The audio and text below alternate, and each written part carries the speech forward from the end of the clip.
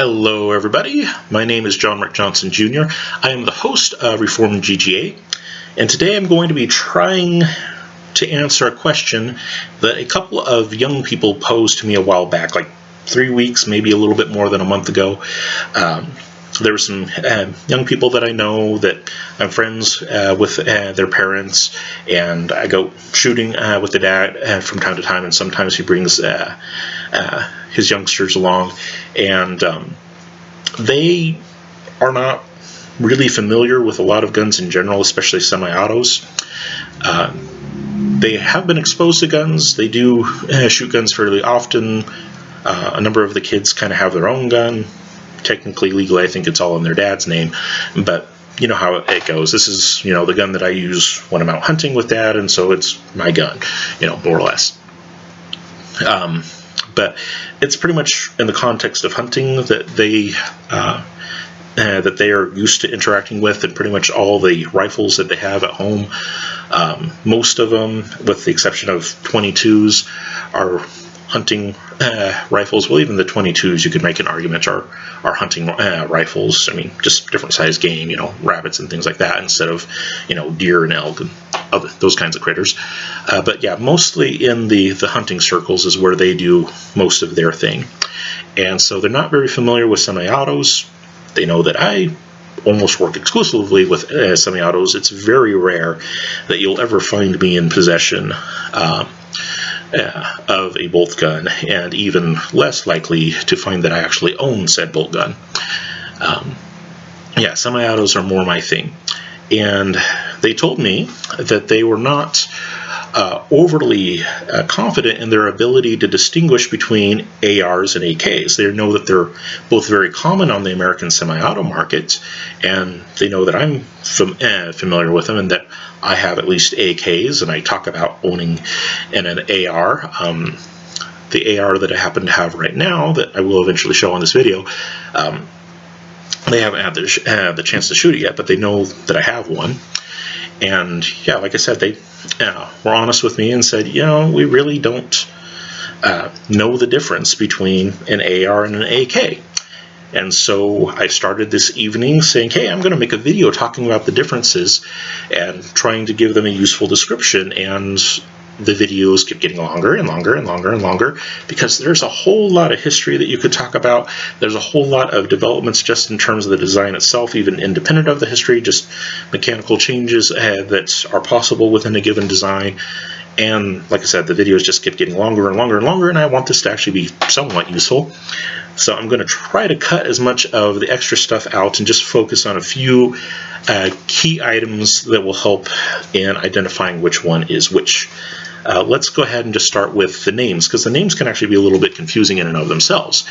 On one side you have the AR-15, on the other side you have the AK, usually called 47 in America. Like almost nobody else ever calls it that, but in America, the Western English-speaking world, is pretty common to call them AK-47s. The Russians, who are the ones who originally came up with the design, they just call it the AK, not the AK-47, but yeah, that's neither here nor there. But in terms of where the names came from, that is helpful to know. The AR-15 gets its name from the company that originally designed it, which was the Armalite company.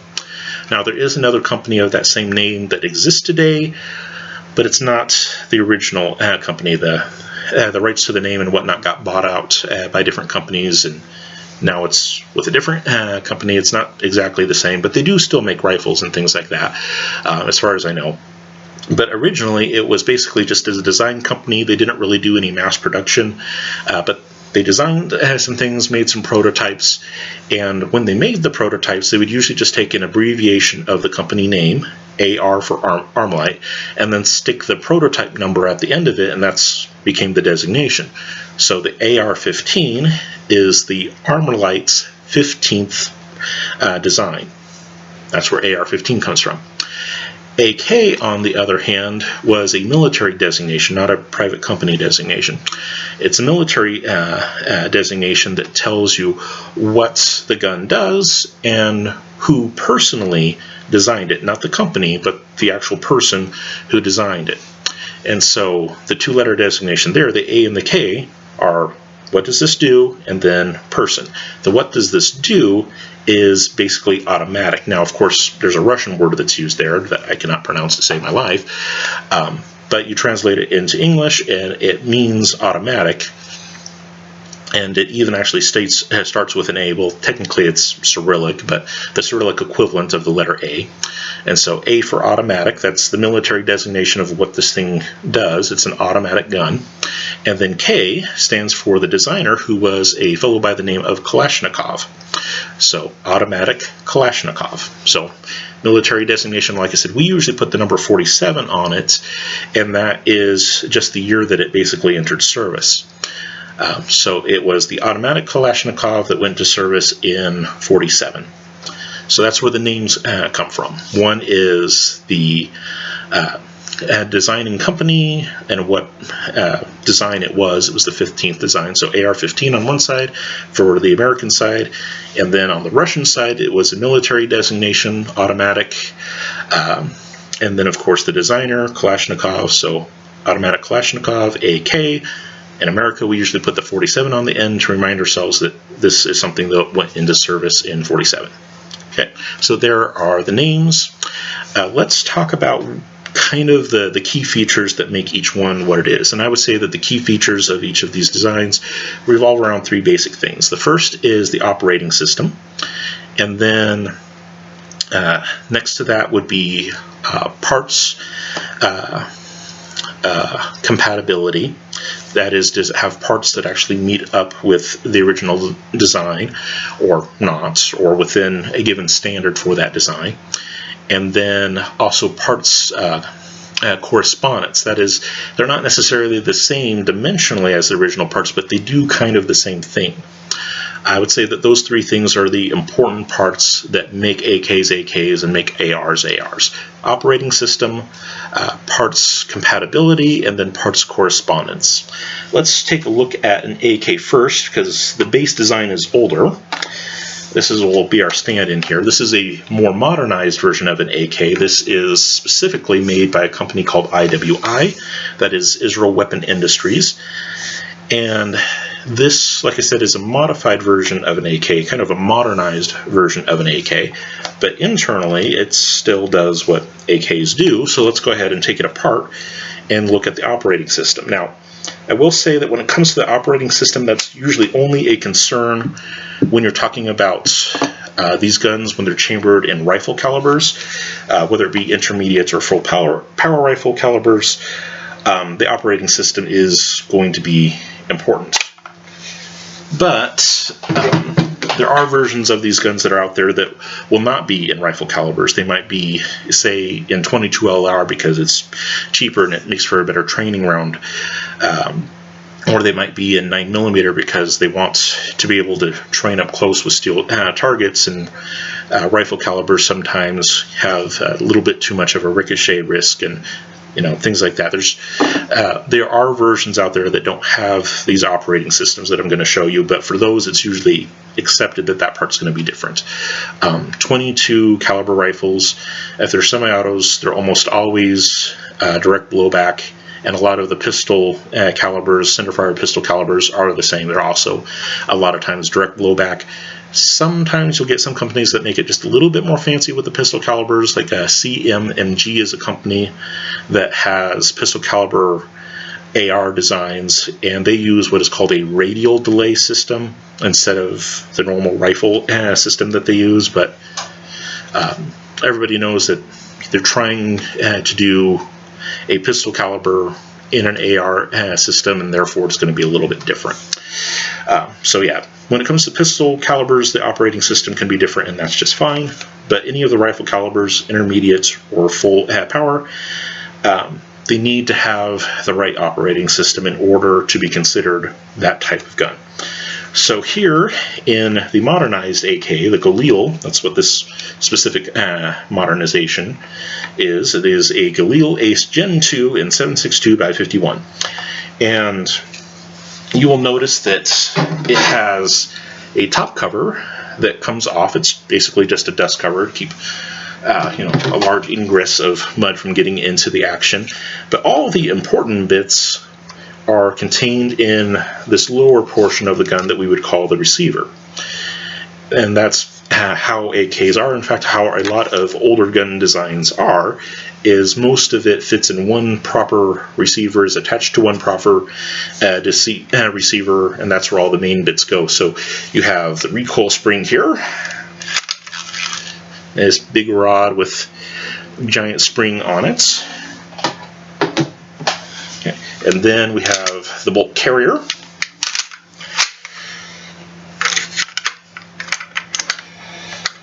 And we'll talk about this just a little bit more in a moment, but I have to get it out of the gun first. And with this one, it's a little bit easier without the stock on it sometimes. There we go. Yay! Set that down for a moment. Well, actually, no. I'll show you what else is in that receiver. Alright.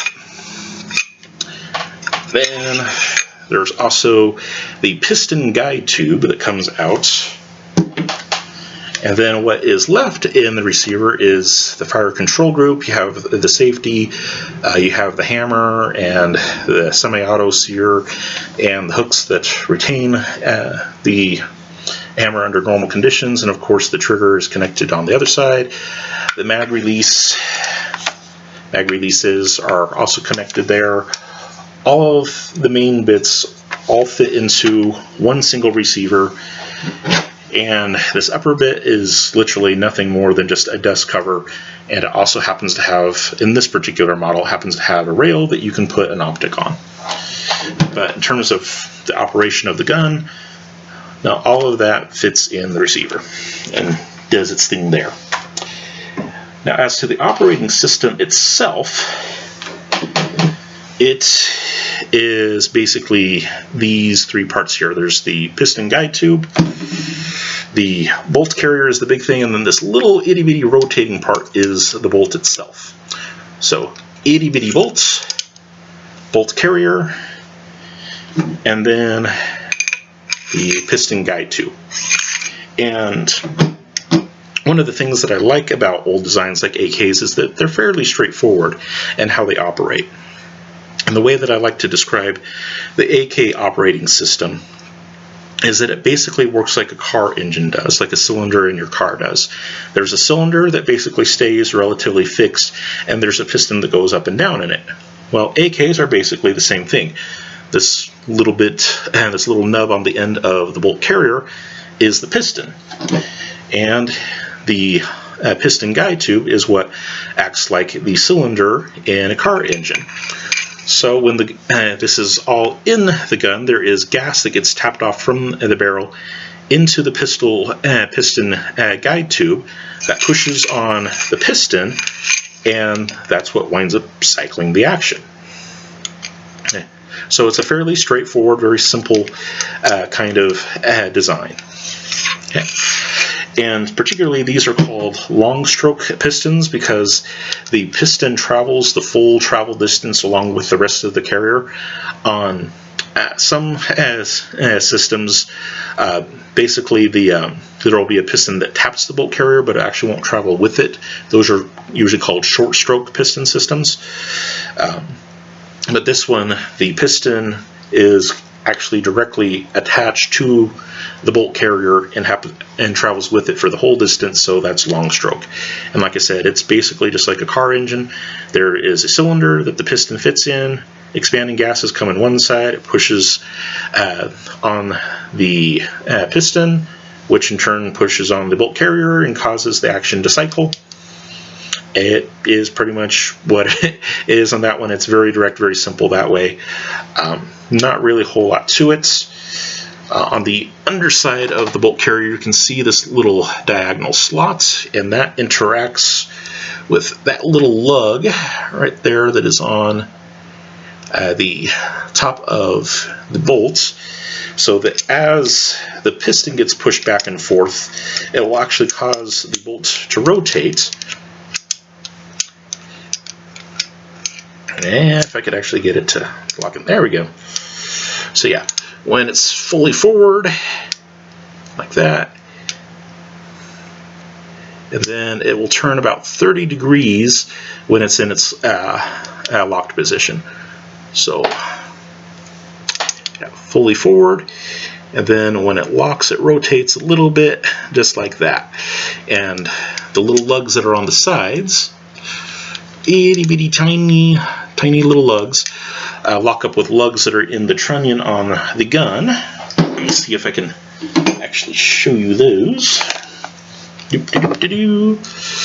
So on either side of the chamber there are these little shells, and that's what those little lugs press against to keep the action from opening before it should. So the round goes off, big explosion, gases get sent down the barrel behind the projectile.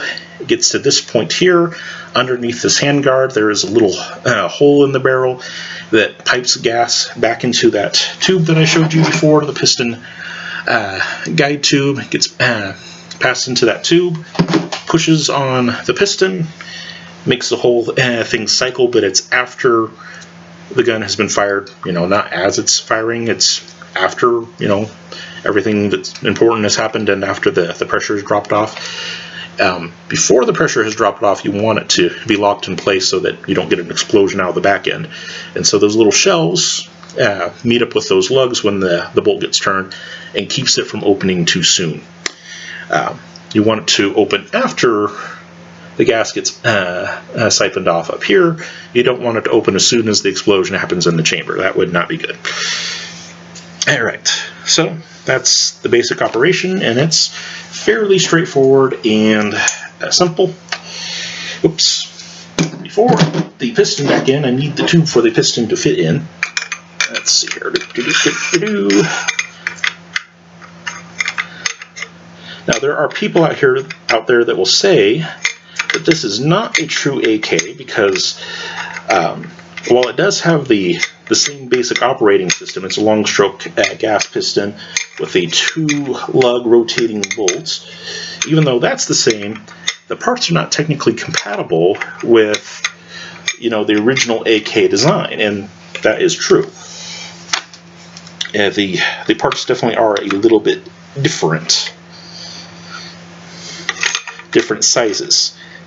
Okay, so they don't, and this particular gun doesn't do well in the whole compatibility part, but all of the parts that are here, even though they're different sizes, the vast majority of them do correspond to original AK parts. They might not be the same size, but they generally serve the same function. And the parts that are different, because there are a few parts that are different, those parts that are different are just simply modernizations of the design. They're not a fundamental change from it. They're just the logical outgrowth that one would expect.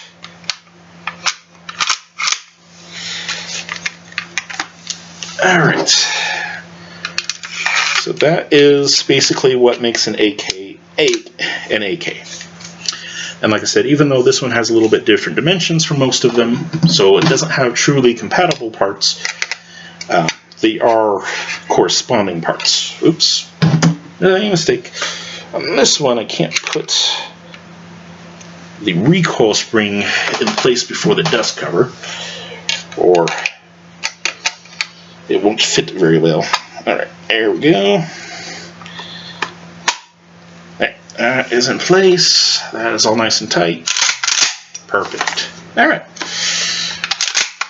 So yeah, this is an AK. The operating system is the basic long stroke operating system that AKs have always used.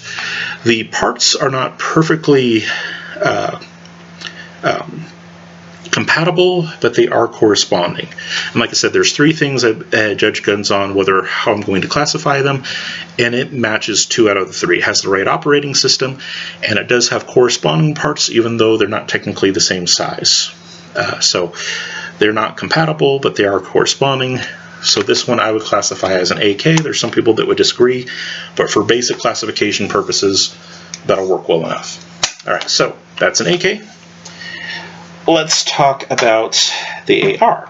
And I'm also going to choose an AR that isn't always traditionally thought of as an AR, just so that we can get the differences. Alright, so here is a model that is called the KS-47 by Palmetto State Armory, which is an American company. And it is designed around the AR-15 as far as all of the parts that attach to it, so to speak. The furniture, the stock, the pistol grip, the forend, all of those are standard AR-15 mil spec. What is different about it, though, is the caliber that it fires and the magazine that it accepts. It doesn't accept a traditional AR-15 magazine. Instead, it accepts a Rock and Lock magazine that you would normally see on AKs, and the system has been chambered for 7.62 by 39, which again is normally thought of as an AK round, but in every other respect, it is an AR.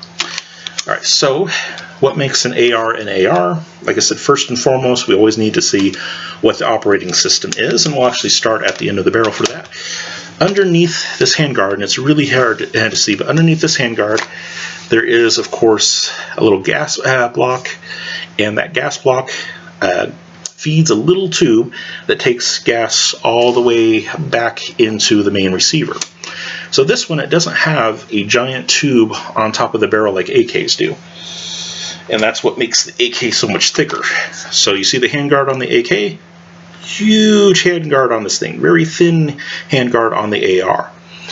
The reason why the AK handguard is so much thicker is because there is a separate tube that has to be up under there for the piston to ride in, and the piston has to be fairly large. And so it's going to need a big tube. ARs, on the other hand, they don't have a piston over their barrel. Instead, all the main stuff actually happens back in the receiver area, and that actually has two receivers, an upper and a lower. And instead of doing all that stuff up front, instead it just takes the gas and it actually has a little itty bitty tube that pipes back into the system so that you don't need something big and bulky out front. Okay, ARs are a little bit newer design than AKs, and so you expect to get a little bit more refinement, and that's one of the ways in which it's refined.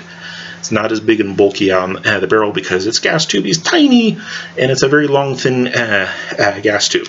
And it pipes into the back area here, where all the fancy action happens, and let's go ahead and open that up. Now, unlike the AK, when you open up an AR, you actually get a fair number of important things in both the upper and the lower. On the AK, the upper part that I took off was basically just a dust cover. It happened to hold the optic as well, but nothing else was important was going on there. In an AR, on the other hand, when you separate the two parts, both of them have important bits. So the lower has the trigger and hammer assembly in it. There's also a tube that fits on the back end that has a little metal plug in it that is called the buffer, and it actually has multiple parts. It's not just a single metal piece, but there's a buffer in there, and there's also a spring behind that buffer. So there's some things that are going on with the lower, and there's also a significant number of stuff that's going on with the upper, because that's where the charging handle is, and that's also where the bolt carrier is housed. So on ARs, you have a very trim front section, because they don't need to have a piston out front like AKs do. And both the upper and the lower are going to have some fairly important parts. AKs, the top piece, the dust cover, is just that. It's just a dust cover. Nothing really important going on there. ARs, you do have important stuff going on up top, because that's actually where the bolt carrier is. And like I mentioned, the gas from the barrel goes through itty bitty tiny tube, gets pumped all the way back inside the action, where it goes into this tube in the carrier and actually gets piped inside of the carrier. And inside of the carrier, you have the bolts on one side and then the carrier itself on the other side. And normally, when the carrier is in the gun and in the firing position, the bolts will be all the way back like this. Okay, there's its most extended position, but most of the time when it's actually pressed up against the barrel, it'll be in this closed position.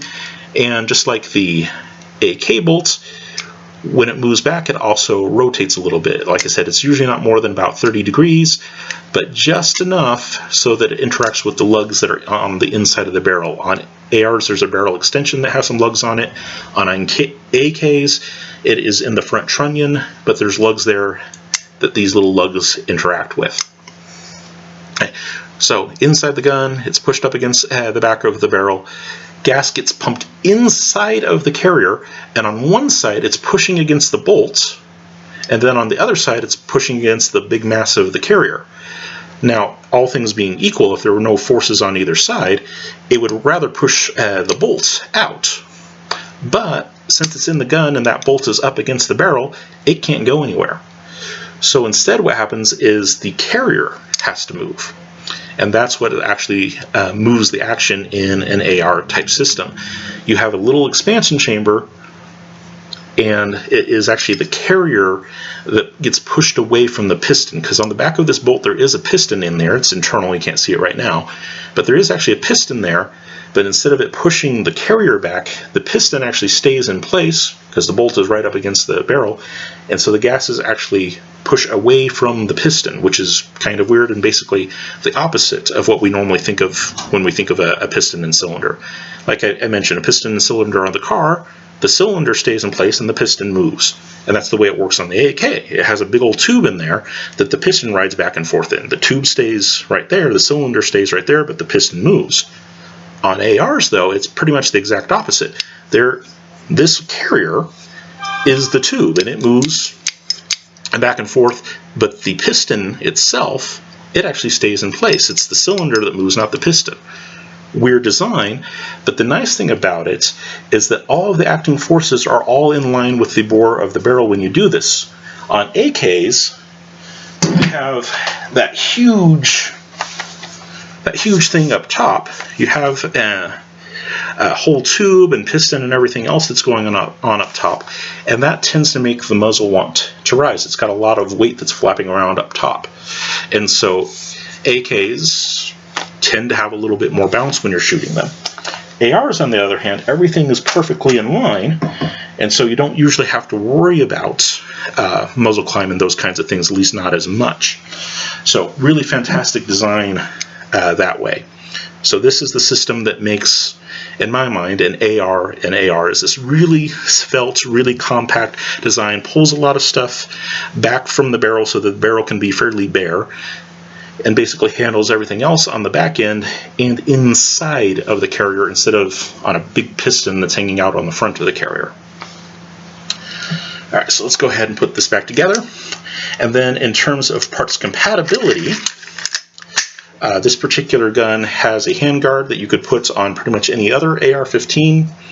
The kinds of attachments that I attach to it, like say this charging handle, that's not standard on our ARs, but since this one is based on the AR-15 system, this one will attach. I had to do some minor fitting to get this one to work, but still it's designed for AR-15s and it works on this one just fine. Of course, the lower has a bunch of standard AR parts. It has a standard AR safety there on the side. It has a standard AR type of hammer and trigger assembly. I think the spring that it uses on this one is a little bit heavier than standard, but it still fits in the same slots and all that. So you could put in a standard weight spring if you wanted to. It wouldn't work as well, just because the 7.62x39 ammo that this one has been modified to take usually has kind of hard primers, and that's why you'd want a heavier hammer spring. But in terms of parts compatibility, most of the parts are directly compatible with any mil-spec AR-15 that is out there. And then even in those parts that are not exactly the same, a lot of them are corresponding. The only major difference is the mag well has been, of course, cut for a rock and lock mag, and so that's going to be different from standard AR-15. Standard AR-15 uses just a straight push type magazine well, but again, that's not a part of the operating system. That's just what caliber it is, and these guns have been chambered in tons of different calibers. You'll find ARs that are chambered in 5.56, 7.62x39 like this one. You'll also find them chambered in 6.5 Grindle, 6 arc. There's 300 a blackout that they'll get chambered in, and there's a bigger version of the AR out there that's called the AR-10. It was the 10th model that Armalite produced that handles the bigger cartridges, such as this one. This is a 308 cartridge, 6.5 Creedmoor, and the bigger cartridges that would be like that. So I mean, there's tons of variety in caliber, and changing the magazine is basically just a matter of changing the mag well. And actually, we saw that on the AK as well. Its mag well is not a traditional AK magwell, because traditional magwell on an AK is a rock and lock, but this one is the straight push type, so it's fairly long and fairly deep for a magwell. In fact, this magwell is actually made to take the AR-10 magazine, because that's the modern age in which we live, because you can mix and match all kinds of things. So to classify it, like I said, I usually go for operating system first. That's most determinative for rifle rounds, and then say, okay, are any parts compatible? Okay, if they're not compatible, do they at least correspond? Is it a fairly high level or low level correspondence, etc. So yeah, that's basically what I would say in terms of identifying AKs and ARs.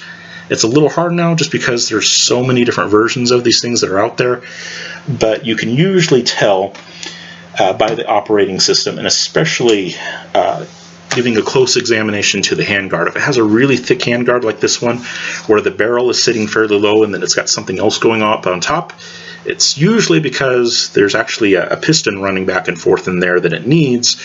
That's a long stroke system, and that's going to be more endemic of an AK. ARs, on the other hand, they don't do their movement up on the barrel. Instead, they take the gas and they pipe it all the way back into the receiver, and so their handguards tend to be very thin by comparison. And they will also, if it's a traditional AR, it will also have some kind of buffer tube. So that's usually pretty much a dead giveaway there. Externally, on the ejection port side, ARs will usually have a dust cover and a forward assist. Those are actually both kind of controversial because technically the system doesn't need them. They can be helpful to have in certain situations administratively, but they're not actually necessary for the operation of the gun, but a lot of them will have that. And so if you see something that has a dust cover on it and a forward assist, there's a pretty good chance it's an AR. And if it doesn't have those things on the ejection port side, okay, there's no dust cover here, there's no forward assist, you just get the safety, magazine release, those kinds of things. If there is no dust cover, there's no forward assist, and it's one or the other, an AR or an AK, it's probably going to be the AK.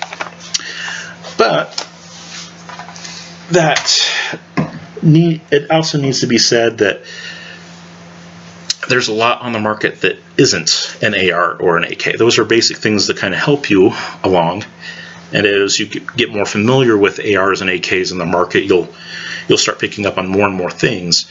But there are a lot of guns that don't really fit very well in either category, and to a certain extent weren't designed to be. For example, the CZ Bren 2 is a gun that it has a few different chamberings, can take a few different calibers, but it has an operating system that isn't like either of the ones that I showed you. It's not a long stroke system like an AK, and it also isn't an internal piston system like an AR. By the way, the other name for the internal piston system that ARs use, this one, that is also sometimes called direct impingement, which it technically isn't, because direct impingement is the gas pushes directly on the bolt, and it pushes, well, actually directly on the bolt carrier, and pushes it back directly without a piston. This one actually has a piston, it's just internal. So technically not DI, direct impingement, but people will still call it a direct impingement gun, and everybody knows what you mean. But yeah, it's that internal piston system that I was talking about. But like I said, there's lots of guns that don't fit that category. So just as an example of that, here is a product that Palmetto State Armory has come out with recently that is called a Jackal. Now, the lower here on the Jackal, the main lower, is actually an AR-15 lower. This is a 5.56 gun with a 5.56 magwell, and the trigger and pretty much everything else on it is all standard AR parts. AR-15 standard type safety and all that. The only thing that's a little bit different on the lower is this little button right here where you can see my index finger. ARs do have those as well if they're standard AR, but this one is shaped just a little bit differently, and so a standard one won't work, but this modified one will. But that's basically the only part that is the same as an AR-15. The upper, as you can see, is very, very, very thick by comparison. So AR-15 versus Jackal over here, You can see it's really thick, and that's because it has a completely different operating system, and it's an operating system that sits on top of the barrel, and that's why it has this little adjustment knob right here, because that's the gas system that you're adjusting and all the action that goes on there. So this one actually has a long stroke operating system, which would actually be more indicative of an AK. But like I said, the lower itself, this is an AR-15 lower. I could take any standard 5.56 AR lower that takes the standard magazines, and I could swap it out for this one and it would be perfectly fine. But the upper part is not standard AR-15, it's different. And then the back end of it, the stock here, doesn't have a buffer tube on it like a standard AR-15 does. So the back end of a standard AR-15 has that tube that the stock attaches to, but you won't find that on the Jackal. Instead, this one is a completely foldable one. There is no fixed tube on it whatsoever, because all of the action is happening, up front and all that, and there's actually a dead space right under this part of the receiver here that the action cycles back into. It doesn't actually have to go all the way back into the stock like a standard AR-15 does, so everything gets moved forward a little bit. Yeah, and this one isn't an AR or an AK. Like I said, there are some parts that are compatible, but the stock system is not an AR-15 system, and this one, even though the operating system that has a long stroke piston in it, which is the same as AKs use, none of those parts are actually corresponding parts, except in the very, very, very basic sense. You can kind of see some similarities. Let me go ahead and try to open it up and see if I can show you guys the operating system here. Come on. This one's a little hard to get out. There we go. So there is the recoil spring assembly, a little bit more like an AK. And then take out the bolt carrier here. And the bolt carrier, you'll see, is very straight and angular, but it does have that piston sitting out front, so it's kind of like an AK. But if you look at the bolts, that bolt has a bunch of little lugs all over it, which is what you would normally expect to find on an AR. AKs have a 2-lug bolt, not a 7-lug bolt. So what is this thing? Well, it's, like I said, it's not really an AR or an AK. It is dancing to its own little beat. It is not one or the other, and it doesn't really like to be one or the other. Now, getting it back together is a little bit challenging. It is very precise on its fitment. Oh, come on.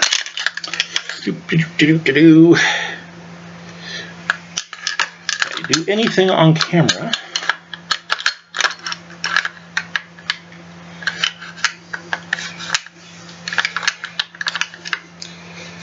There we go.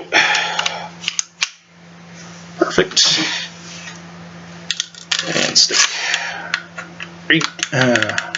recoil spring back in. All right.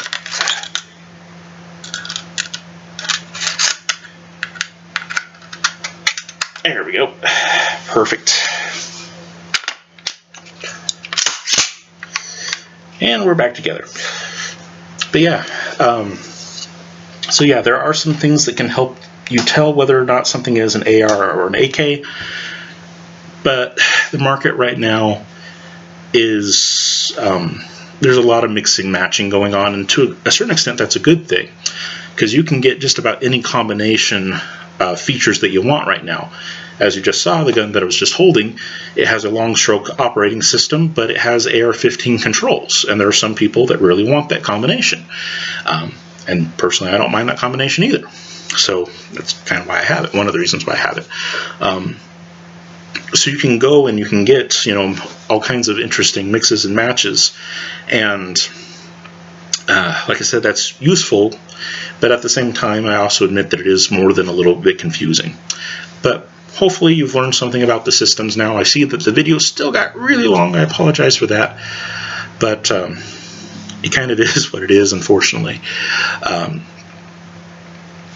Yeah, hopefully that was helpful information for people who are new to ARs and AKs and are wondering about the differences and what makes one one and the other. And of course there will be disagreements about it. You'll have the purists who say, no, it has to be according to the original specifications, that the military accepted for the AR-15 when it went into military use as either the M16 or the M4. And of course there are subvariants on those. There's like the M16A1 and the M16A2, the M4A1, all that kind of stuff. There'll be purists who say, no, you basically have to do a clone build. And then there'll be people who are much looser. If it's a long stroke piston system at all, it's an AK. If it is an internal piston system at all, that automatically makes it an AR. And that would be a little bit hard to argue that way. And then, like I said, when it comes to rimfire and pistol calibers, we usually just accept that they're going to be some version of blowback, either direct blowback or radial delay blowback or something, but it's usually some kind of blowback system. And that's accepted in the common nomenclature today, that it's an AR in 9mm. Doesn't have to have the same operating system as long as it has basically the same controls, and standard parts will fit and attach to it. But it doesn't necessarily have to be the same magazine. It doesn't have to be the same caliber. Yeah, there's lots of things that do and don't work, and like I said, it's almost kind of at the point where it's metaphysical, because there's so much mixing and matching that you can do these days. It's fantastic. You can get just about anything you want. But the whole question of what is it is actually kind of hard to answer these days. All right, I've beat that horse to death. Thank you very much for your time and attention. For those of you who are in Christ, go with God and be blessed. For those of you who are not, I pray that you would come to know the true Christ of history, the only genuine Savior and Master of Masters. Amen.